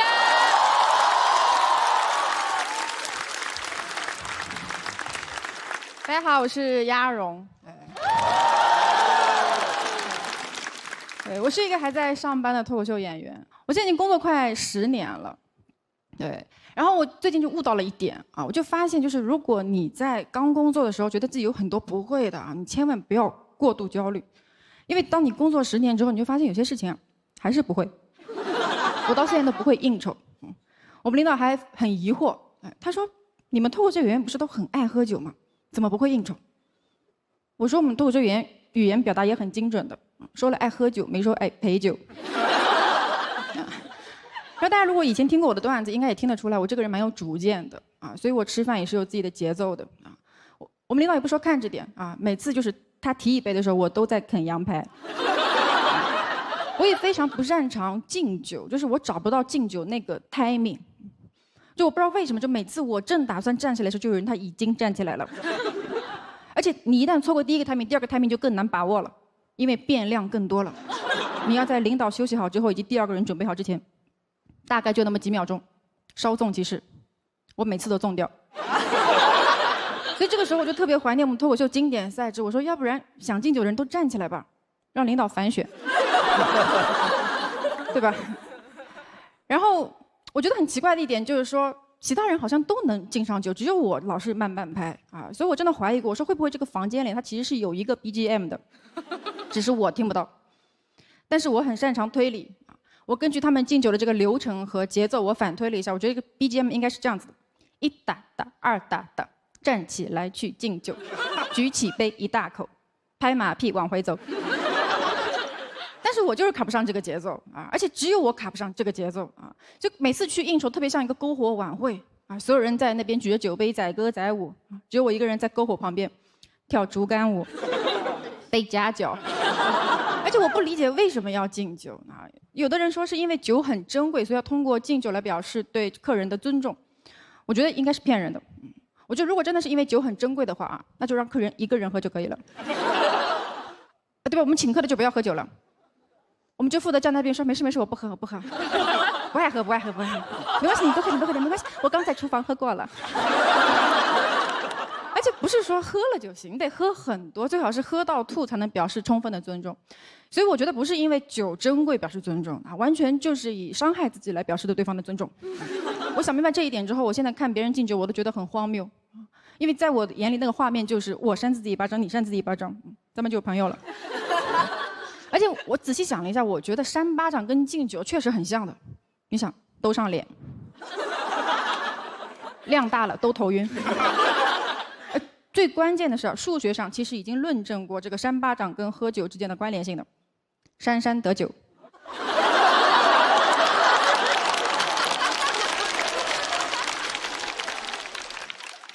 不过我虽然不是很会应酬，但是其实我也没有出过什么大问题，只有一次非常尴尬，就去吃饭，那家店的服务员不知道是出于刻板印象还是保护女性之类的，他就问我说：“女士，请问你喝红的吗？”我说：“我不喝。”我的意思是我不爱喝红酒，干脆喝白的。他就以为我不喝酒，直接给我上了一杯西瓜汁。我当时都懵了，我说：“这不是也是红的吗？”但这个时候你不能再要酒了，这个时候要酒显得你这个人太爱喝酒了啊，所以我只能硬着头皮在这个酒桌上开始喝西瓜汁。然后那天不知道为什么特别寸，敬上酒了，我怀疑其他人在搞我，然后我就去拿西瓜汁敬领导，领导人还蛮好的，把酒喝了啊，我开始喝西瓜汁。你们能想象那个画面有多尴尬吗？感觉就是领导啪扇了自己巴掌，我说领导看看我的美甲。那次我真的很紧张，因为我第一次见那个领导，我想说他肯定对我印象不好，以后会卡我项目之类的。但是我实在是低估了这个职场的荒谬以及复杂程度啊！我完全没有想到，我在结束的时候，我听到那个领导对旁边的人问了一句，他说：“这个人，他爸谁呀？”谢谢大家。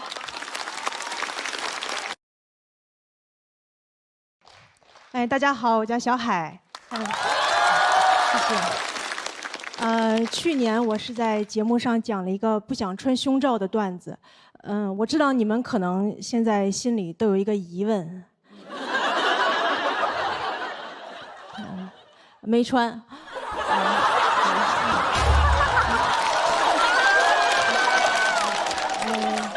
大家也不用盯着看啊。请大家关注我的作品。去年节目播完，有很多演员都收到了差评，我没有，我收到的都是骚扰。有一个大哥就给我发私信说：“你确实不用穿，因为你太小了。”我说：“来看看你有多大。”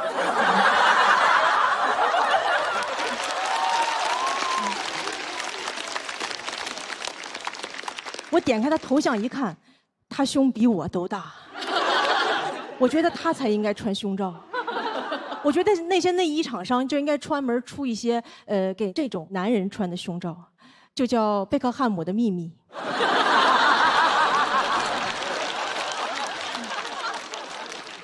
那功能都不是为了聚拢显大，就是为了摊平显小。广告我都想好了，就你还在为胸大感到自卑吗？还有人说你胸大无脑吗？穿上贝克汉姆的秘密。让你大胸秒变飞机场，抬头挺胸做男人，做男人挺好。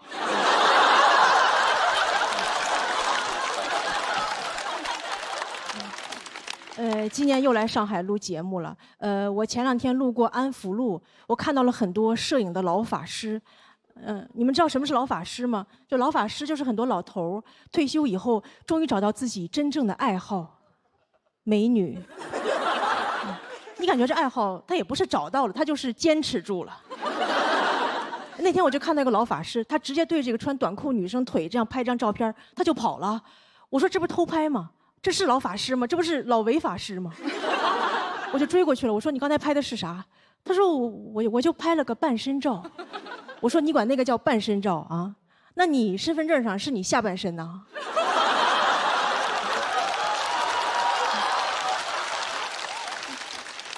对，来，我看看你的1寸免冠下半身照。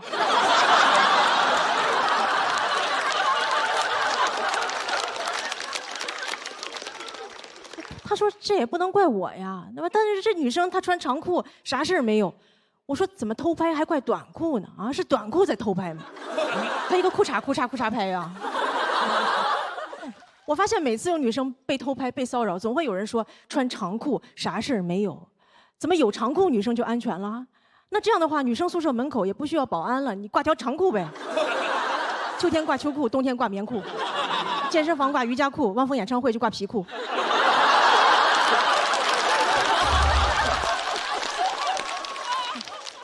还穿长裤啥事儿没有？这句话好像长裤的广告呀。穿长裤啥事儿没有？经常用脑就穿6条长裤。穿长裤他好我也好，我去渣渣会是兄弟就穿1条长裤。当时他还狡辩，他说这真的不能怪我。他说你看穿短裤露出美腿，就是会激起人的欲望吗？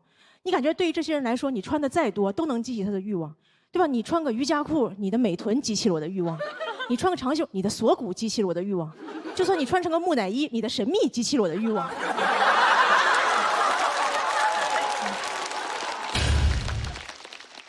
我当时看了看他相册，我说怎么腿脚腰都能激起你的欲望啊？你是不是看见肉就能激起欲望？那你要这样的话，你还能吃猪脚饭吗？哎呀，这个狱卒啊！去买鸡蛋灌饼，老板不要火腿，会激起我的欲望。就对他来说，烤鸭店那就是夜店。看见吊炉烤鸭在那转，妈呀，钢管舞！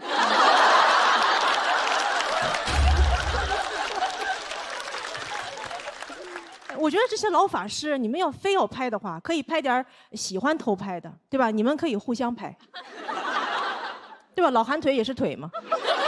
你们要是拍不好，我可以帮你们，对吧？回头我也建个账号，就叫街拍大爷。那朋友们喜欢老头的有福啦，到时候我就专门偷拍大爷偷拍，就叫大爷上班路透。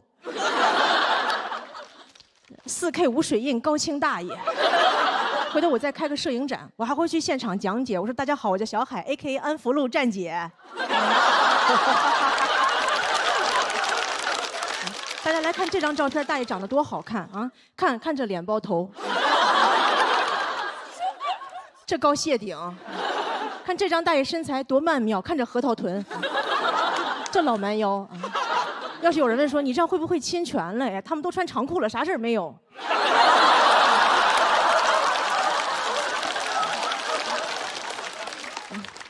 这个摄影展的名字我也想好了，就用我的名字命名，就叫老人与海。谢谢大家，小海。大家好，我叫多多，非常开心见到大家。然后做个简单自我介绍，我叫多多，现在是在上海读研究生3年级。开学第1天我就感觉人与人之间的差距蛮大的。我同学问我哪里人，我说我是四川的。他说四川好呀，四川好。哎，我以后可以把我上海的房子卖了，去四川养老。人聊天怎么能这么恶心呢？他不说，我都不知道他在上海有房子。我也很难回答。我说：“哎呦，上海好啊，上海好。哎，我以后可以把我四川老家的房子卖了，去上海等死。”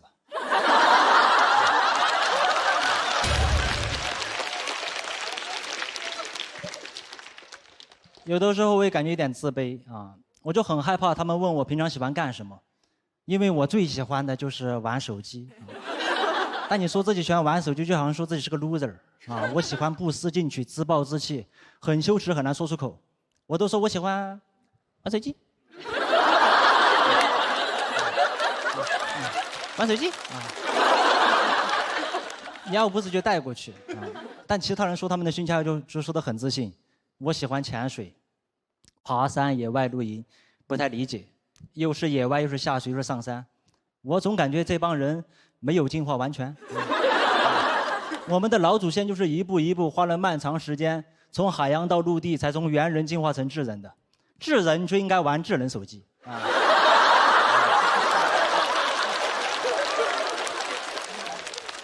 你让老祖先怎么想？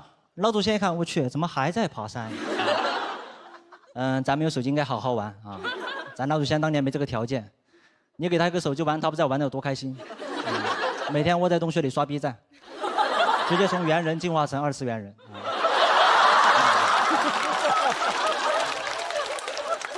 就我真的很难理解他们那些爱好所带来的快乐。爬山我觉得累，潜水我觉得贵啊。而且这些人出去玩就出去玩，经常发文配朋友圈说什么勇敢的人先享受世界。我缺的是勇敢吗？我这个人最不缺的就是勇敢。我妈跟我说，你再玩手机眼睛就瞎了。我还玩，我也可以做到很勇敢啊！我也可以去潜水，让专业教练带着我1个小时700块钱，结束之后跟他说：“哎，我没钱。”你所以不是勇敢的人先享受世界啊，是有钱的人先享受世界。没有钱我都不能买我喜欢的手机。你别说享受世界了，我只能享受花呗12期免息。我都不理解，光有勇敢没有钱是怎么享受世界的？你是不是走到银行门口说：“哎，要不然我今天勇敢一把？”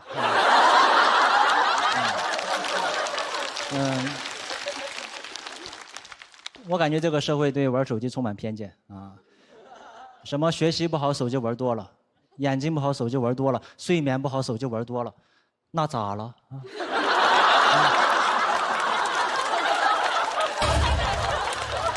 这不是应该的吗？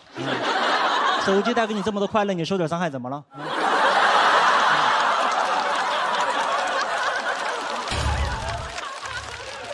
你快乐都是有成本的啊！你像潜水，万一潜着一回头氧气瓶丢了，那不完了吗？啊，还得再买一个。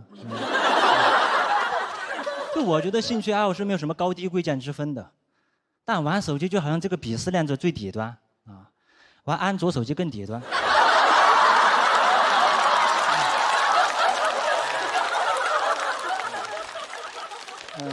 你像喝酒也会对身体有害，但你在上海这种城市，你说你喜欢喝酒，听起来就比喜欢玩手机更体面一点。我有个朋友特别喜欢标榜自己爱喝酒，我问他喝啤的还是白的，他说 low，从来不喝，他都喝高级的葡萄酒，因为喝多了不会头痛。哎，我说你为什么不直接喝水？我问他高级在哪里，他说他的葡萄是法国产的。我不知道他拽什么，我的苹果还是美国产的。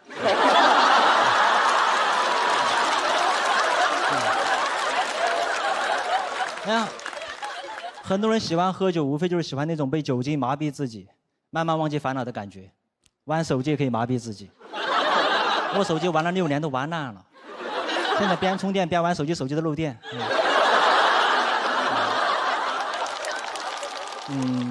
我觉得很奇怪啊，明明大家在玩手机，你很难光明正大的把它大大方方讲出来。没有人在自己工作简历、兴趣爱好内栏说喜欢玩手机的。都说喜欢看电影、听音乐、拍 vlog， 那不就是玩手机吗？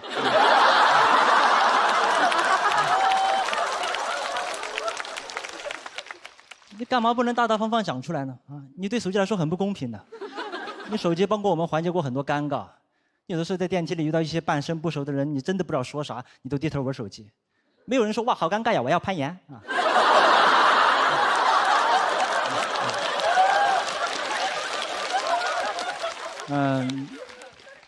我知道大家今天的手机都被没收了啊。你们以为是怕你们录音录像吗？啊，其实是怕这个思维导师点评太尴尬的时候，帮着你们。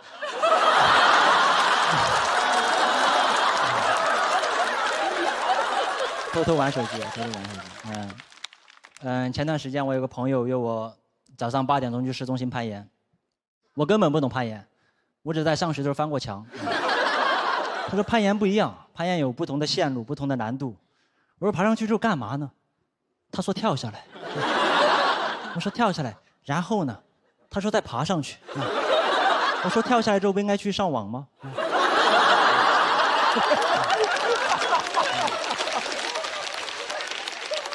我那天到了攀岩馆之后，我就看见我说我肯定爬不上去，我说咱能不能坐电梯啊？他说你相信我，他说攀岩是一种高级的快乐，是一种你经历重重困难，最后达到目的地会产生一种征服感。我说征服感，我为了来攀岩，我定了早上6点钟的闹钟，挤了1个半小时的早高峰地铁，换乘了3次，有不同的线路，不同的难度啊。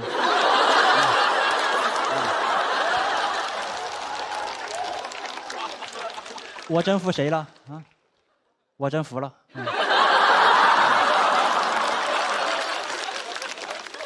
我最后还是跟着他爬了2个小时墙啊！结束之后，唯一的感觉就是累得想死。我为了缓过来，在床上玩了2天手机。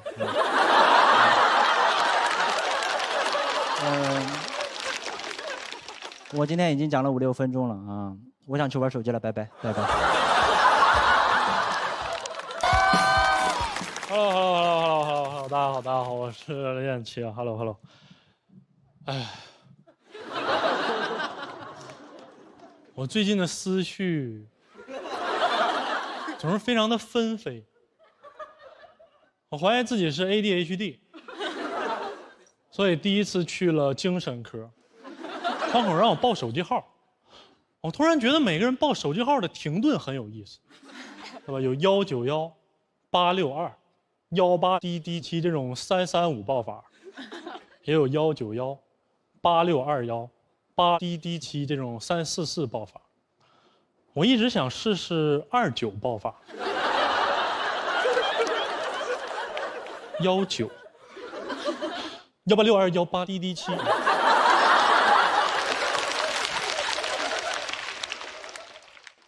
其实还有19、18、62、18DD7，我管它叫双色球报法。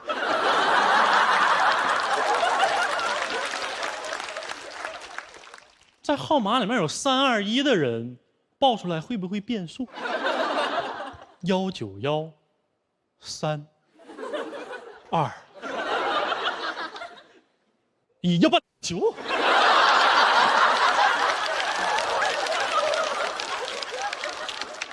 大夫问我是不是容易分心，别人说话无聊了就会走神儿，所以走在盲道上算不算是一种阅读呢？因为盲道它是一种语言，长条代表着行，圆点代表着停，所以盲人可以同时读万卷书和行万里路。盲道是大盲文，乐高是小盲道，盲文是凸的，碑文是凹的，所以点了豆的去某多算是一种盲文。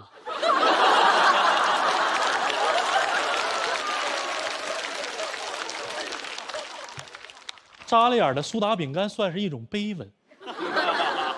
大夫说你应该是 ADHD。你平时还有什么症状吗？我说我从小就会进行一些莫名其妙的联想。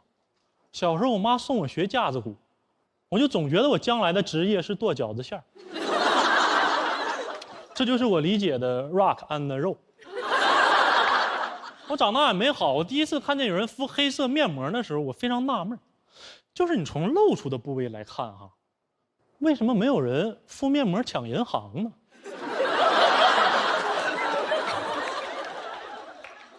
给你10分钟，必须把钱交出来啊！到点我该摘了。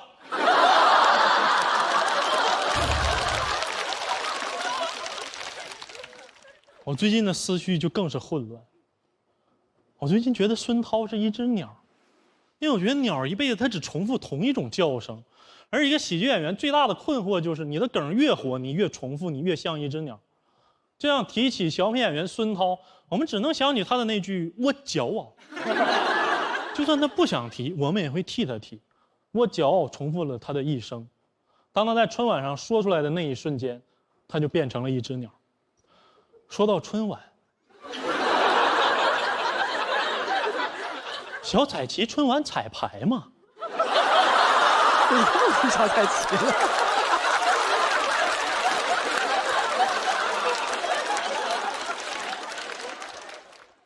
大夫说你能看我一眼吗？你平时社交怎么样？我说我社交完全没问题，但其实有时候我去别人家做客的时候不好意思说走，每次到最后我就只能一边穿衣服一边嘟嘟嘟嘟嘟嘟。我搬家的时候也会放上爵士乐，和每一件家具跳最后一支舞，嘟嘟嘟。所以我社交完全没问题。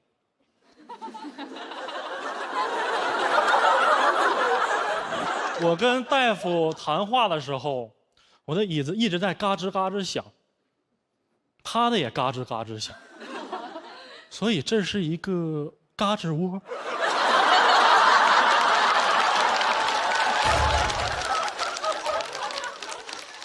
我不能再走神了，我一定要专注，我感觉耽误大夫太多时间了。这个时候我突然觉得诊室好热，我抽出了一张纸巾准备擦汗，我发现纸上有一朵花，所以就是这种纸上印花的厂商算不算是一种出版社？我展开纸的时候闻到一股果香。其实我觉得管无花果叫无花果非常没有礼貌。没有你就别说了。你会管太监叫无？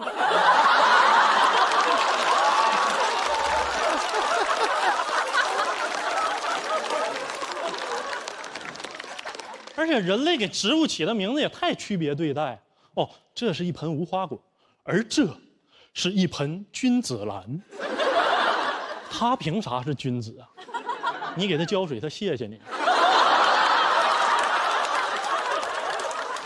你一浇，他叶儿一弯，小生有礼了。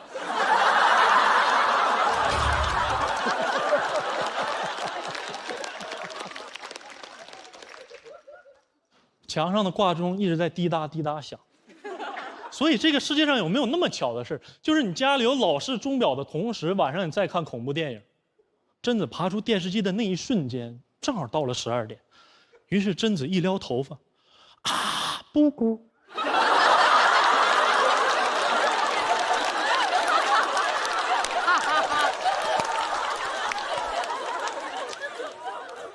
无花果有花，只不过它的花长在了果里，我们人类看不见而已。有时候我觉得人类太以自我为中心了。我们emoji表情里面的螃蟹、龙虾都给它们分在了动物栏，但它们却是红的。那是 emoji 吗？那是欧一西。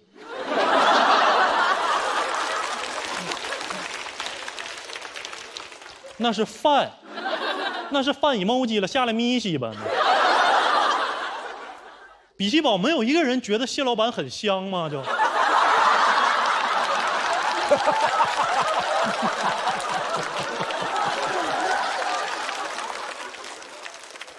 我喜欢猫头鹰的名字，因为它是猫头鹰，它不是鹰尾猫。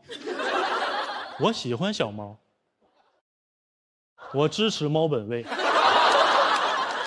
我很讨厌猫头鹰的外国名字 ，OWL， 嗷，猫头鹰叫嗷，这个名字起的是不是有点太草率了？我就感觉是两个动物学家在森林里，一个冥思苦想，哎呀，发现了一个新物种，起个什么名字呢？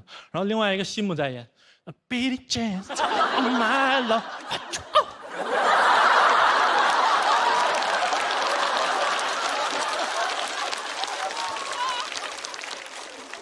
不用那么长吧，嗷就行了。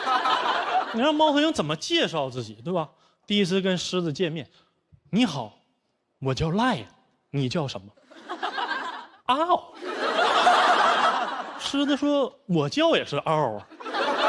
我天天在电影片头，嗷嗷，我干啥呢？以你的名字呼唤我。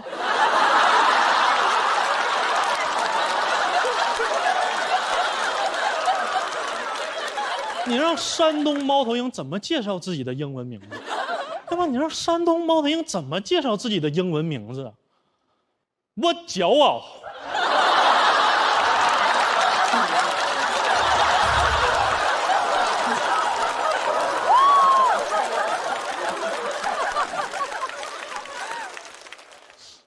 所以孙涛真的是一只鸟。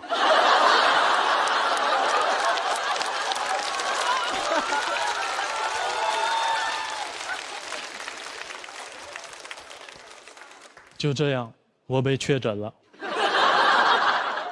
嘟嘟嘟，打完了。嘟嘟嘟，嘟嘟嘟，倒计时5秒。嘟嘟嘟嘟。Hello， 大家好，我是徐步气。能看出来我和其他脱口秀演员有点区别哈。我没病。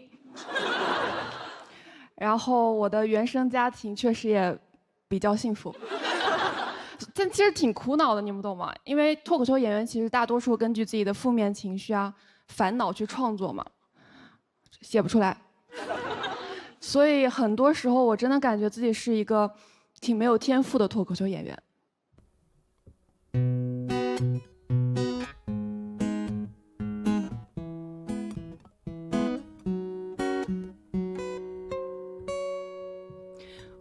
我的原生家庭很糟糕，因为父母关系不太好，他们相敬如宾，从不争吵。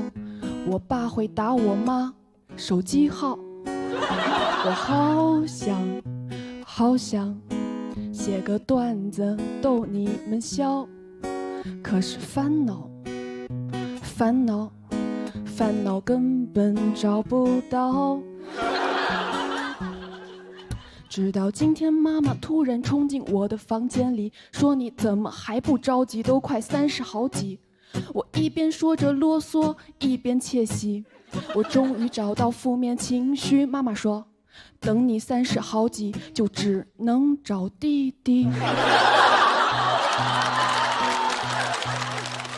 哦，烦恼在哪里呀？烦恼在哪里？再这样下去，我真没竞争力。还好我没啥钞票，还能闯穷人的赛道。第2天我把工作找，你猜怎么着？双休有社保。哎，不过我总算可以骂职场了，对吧？我可以天天熬夜，天天脱发，天天开会，天天加班，急早高峰地铁，想想都心酸。然后我第1天就早退，在电梯撞到老板，手里拿着公司顺的厕纸和饼干。这将是最完美的一天。我在接近喜剧的边缘，我说老板，我今天一点活都没干。他说你也挺累的，每天也不骑车拎着电瓶来公司充电。我说老板，你快点骂我几句。他说我可不敢惹你，因为我知道你干喜剧。我现在比较庆幸的就是我是女生，因为女孩子总会有一些焦虑或者烦恼的问题。还好我是女生，总能遇到一些问题，比如年龄焦虑、身材焦虑、外貌焦虑。我看着镜子，望着镜子里的自己，挑不出一点毛病。哦，烦恼在哪里呀？烦恼在哪里？再这样下去，我只能和王冕炒 CP。可能现在我只能去谈恋爱，去吃爱情的苦，然后遇上几个渣男，然后分手爆哭，然后骂男人。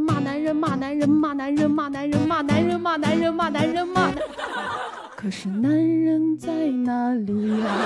男人在哪里？我只有我自己，完全没人惹我生气。直到后来我遇到那个坏的男孩，我白天跟他吵架，晚上整理素材。他白天不出门，晚上也不回来。后来我才知道，他也报了开放麦。他说我的原生家庭很糟糕，他抄我段子，而且一字不落的抄。他说男人在哪里呀？我说警察在哪里呀？警察在哪里？他说他这可不算抄袭，因为他弹的是尤克里里。直到我今天外卖超时，我才有些窃喜。一开门我就不说话，假装很生气。小哥说他车没电了，满脸的歉意。我看着他的脸，陷入复杂的情绪。哦，弟弟在这里呀，弟弟在这里，生活都不容易，偶尔没电真的没关系。哦，对了，以后每天来公司找我，我会把电瓶充满电给你。其实这些烦恼，我和你一样也不少。我续写故事的美好，是我期待世界的草稿。希望你也不烦恼，烦恼根本找不到。希望我也不烦恼，只是写个段子逗你们笑。谢谢各位。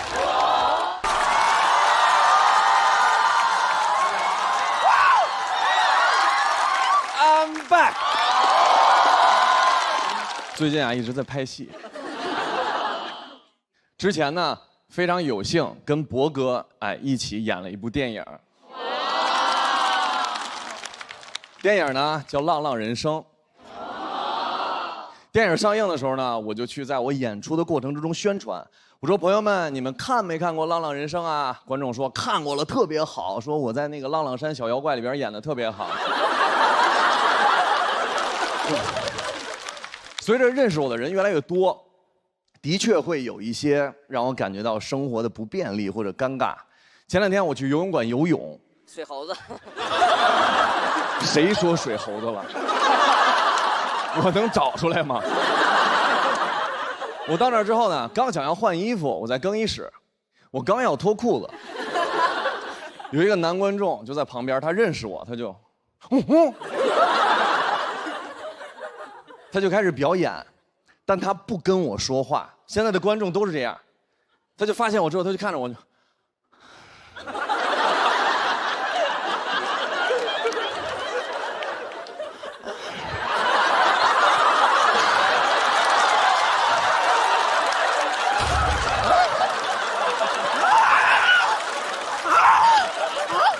当时我就在想，我跟不跟他说话。我以前吃过亏，就有一次我走过去看着都是我说，哎，您是不是想跟我合张影？他看着我，哦，你谁呀？所以说我也不能跟他说话，我就说那就先脱衣服吧。我就慢慢往下脱裤子，我脱到一半，他突从后面过去了，我赶紧穿上了。然后他就在那儿看着我，我说那脱不脱呢？我得游泳啊。我就太难受了，因为这个时候我已经不能搭话了，因为如果他不认识我，在他的视角里，就是他到更衣室看到一个男孩走来看着他，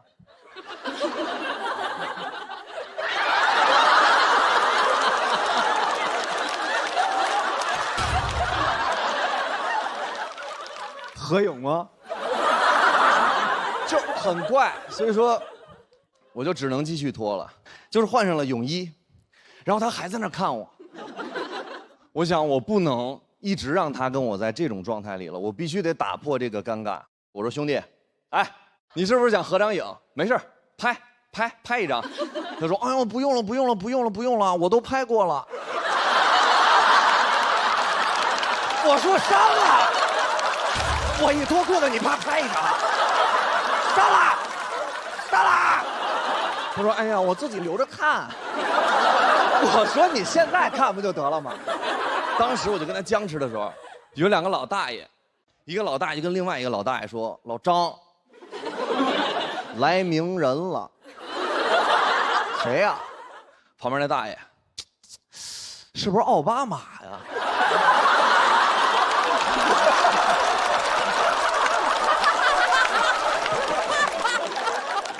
当时喜欢我的男孩就特别激动，因为他们都非常爱我，就像那些兄弟，我能感受到他们眼神里边带着那种炙热。过去跟那个老大爷推销我，他说：“大爷，哎，给您2个关键词。这是谁？北京。哎，顶流。那大爷啊，鹿晗。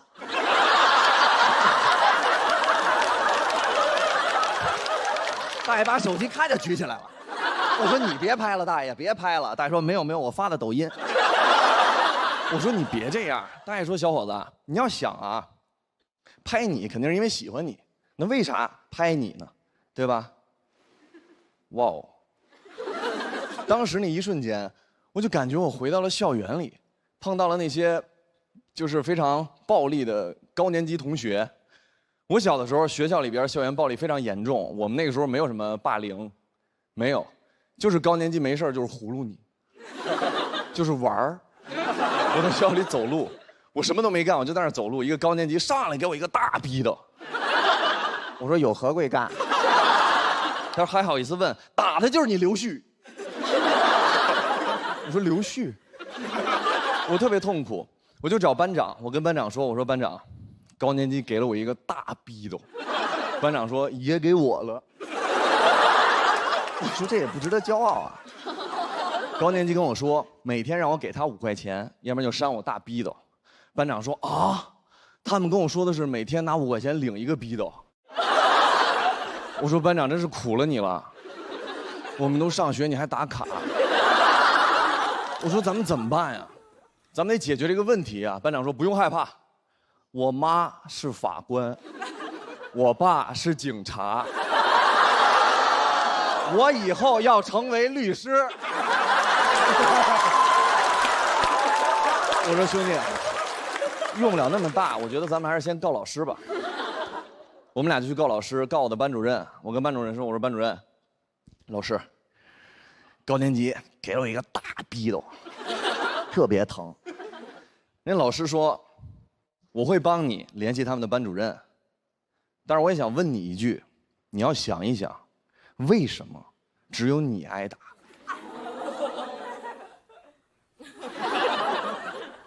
我说还有班长，班长不仅挨逼斗，他还买逼斗，他是逼斗斯。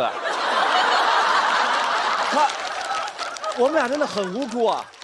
他说那为什么只有你们2个挨打？这是受害者有责论里边最出名的一句话。为什么只有你？为什么只有你？为什么只有你？当时我比较小，我真的想自己的问题，我觉得是我的表情有问题，因为小的时候我非常容易紧张，一紧张我的眉毛就会皱，就会挑。小时候在学校里边看到高年级，我就这样，给这边的观众也看一下，就这样。啊，这看一下，就这样。那个时候。哎呀，那行了吧？我背着书包，我就每天高年级会过来问我说：“哎，你是不是不服啊？”我说：“没有，大哥，我真没不服。”他说：“你没不服，给我乐一个。”嘿，我就开始找自己的问题，我就想不明白为什么。直到高考之前，学校请了一个高考鼓励官。就那种给你们打鸡血，让你们考好成绩的那种，他给了我答案。那时候高考之前，他问我说：“孩子，我说啊，你是谁？”我说：“我是付航。”他说：“你是废物，垃圾。”你是废物，垃圾，垃圾，废物，废物，垃圾。我说哇哦。我说那赶紧处理我吧，森 C。他说孩子。你记住了，只要你上了大专，别人问你为什么这么废物，你就只能说因为你从小就是个废物，记住了吗？不要上大专。我说我记住了，我从小是废物。我真的觉得我自己是废物，直到我到大专找到了一份路由器投诉电话接线员的工作。跟大家概括一下，就是纯挨骂。我第一天去面试的时候 ，HR 问我说：“孩子，干这个工作，每天要接100-200通不同的人骂你的电话，你能接受吗？”我说：“老师，我有9年工作经验。”那个老师把大耳机给我戴上，说：“孩子，你是个天才，上岗。”Yes sir。我就接了我第一个投诉电话。当时我戴着大耳机，手都在哆嗦，我不敢点，我怕别人骂我。当时我一点，那个大姐上来就说：“你的产品是垃圾，你的能力是废物，你是垃圾废物，垃圾废物。”我当时戴着大耳机，我说：“老师是您吗？您买路由器了？我上您家给您修去。”我说：“什么老师？我说是你的产品是垃圾，能力是废物，你为什么这么垃圾？为什么这么废物？”哇！话术里没有教过我怎么回答，但是我突然想起那个高考鼓励官教我的，他跟我说，如果有人问你为什么这么废物，我当时脱口而出在那个电话里说，我说对不起姐，因为我从小就是个废物。那个大姐愣了3秒没说话，她说：“哎呀，孩子都不容易。”咔，挂了。当时我就知道我能干这个，我是天才。9年的隐忍，只为挥这一刀。从那天开始，所有的疑难杂症都转给我，我可以解决所有的问题。在作息武林里边，我独步天下，没有对手。直到1年半的时候，遇到我作息生涯最大的敌人。当我用出老师教我那招，我说因为我从小是个废物。那个大哥在电话那头问我为什么，我说没想过。他说那你为什么不去死？我说啊，还有高手。老师只教了我一招啊，我到底该怎么办呀？后来突然一想，不对，曾经有高人点拨过我，当时我的悟性太低，没悟出来。做最强的盾，永远有更强的矛可以破你，但只要你做更强的矛，你就百战百胜。我一想，有招了，大哥，为什么只有你的路由器不好使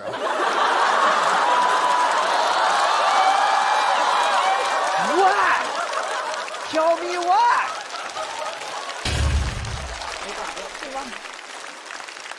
我就是希望大家所有人都不要再听到这句说话之后有责论的话。谢谢。